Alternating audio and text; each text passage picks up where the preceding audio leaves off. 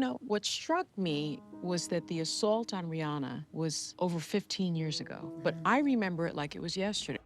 What you just heard was a host addressing Chris Brown on the aftershow of a documentary released earlier that year, titled Chris Brown, A History of Violence. Because when it comes to Chris Brown, no truer words have ever been spoken. Chris Brown is one of the most decorated artists of his generation, a contemporary of Michael Jackson, often referred to as his heir. Now, that's quite the comparison and quite the claim, but truthfully, it's not far off. Yet, despite his gifts, his talent, and his undeniable influence, Chris Brown seems to have built a different kind of legacy, one that keeps growing outside the boundaries of his music. But here's the thing, Chris Brown isn't innocent. He isn't misunderstood, and if current reports are true, exactly a year from now, he might actually be going to jail for a very long time. But what's the story this time? And why this one? Let's play a game.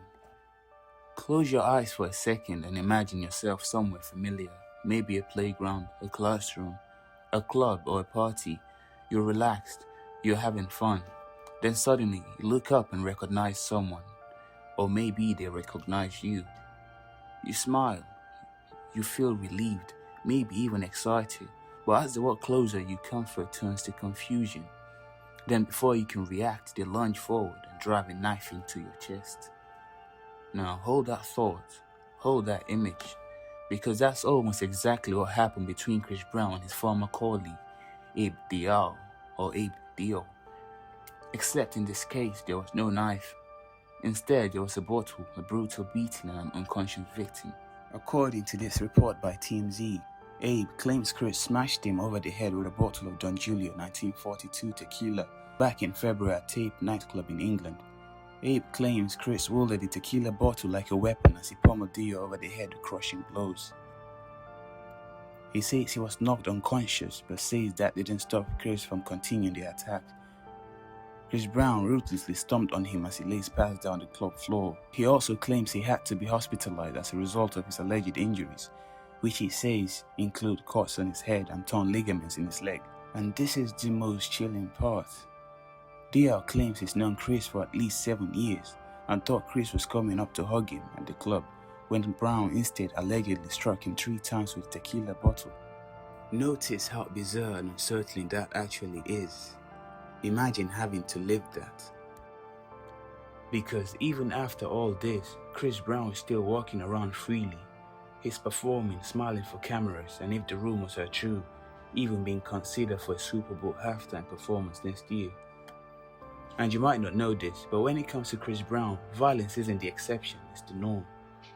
Let's name a few cases because it's always the same story, just different characters. The incident with Rihanna, easily one of the most infamous celebrity altercations of all time, was only the beginning, what I'd call the inception of this pattern.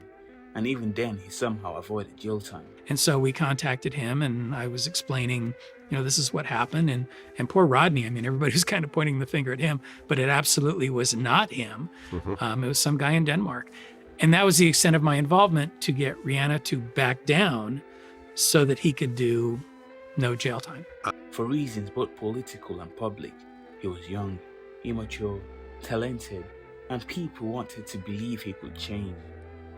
Sure, his reputation took a hit, but not nearly enough to stop his career. He went on to try, tour, and even reclaim chart success, almost as if nothing happened. But in 2013, another man would be added to the list, Frank Ocean. The two reportedly got into a physical altercation, and Frank later referenced the incident in his song, Sunday, off Earl Sweatshirt album Doris. Since then, Chris Brown's record has been a revolving door of accusations, both proven and alleged, and it's no coincidence. This isn't bad luck. So the real question is, why hasn't he already been locked up?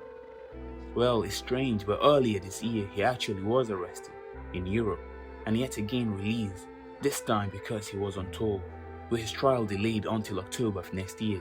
Still, part of me wonders, could he walk away unscathed once again? Maybe. And I have 2 concerning theories why. First, the majority of Chris Brown's fanbase is women. Women who ironically should be the loudest voice against him, but instead often defend him. Some are even infatuated with him, paying thousands of dollars for VIP meet and greets just to take sensual, almost erotic photos with him. And when new allegations surfaced, many of these same fans turn their anger towards the victims instead. It's a strange cycle, where the accused remains adored. Second, like every other time, Chris Brown tends to escape with what you would call a slap on the wrist. Because when violence is directed at men, especially with circumstantial evidence, people simply care less. He's actually pleading not guilty, and I think the world might just look away. If you think I'm reaching, look at how he's treated in public. What the footage of him arriving at court. I don't know what I'm doing, literally. Hi, Chris.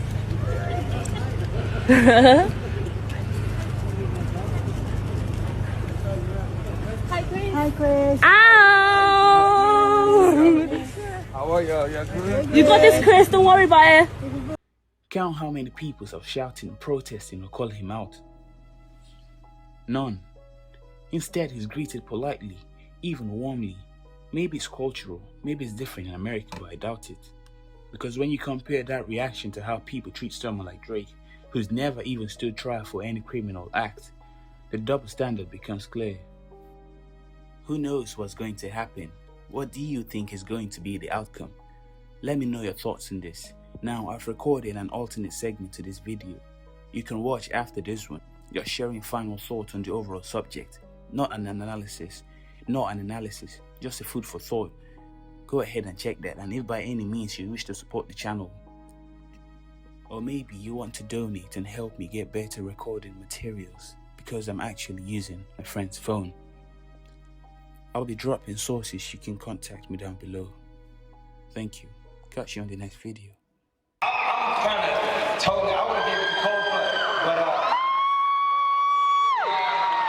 I'm not for words. I just want to say thank all the fans. I love you.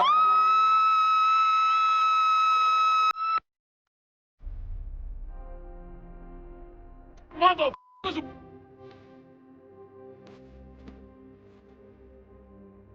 I'm the police! I run here! You just live here!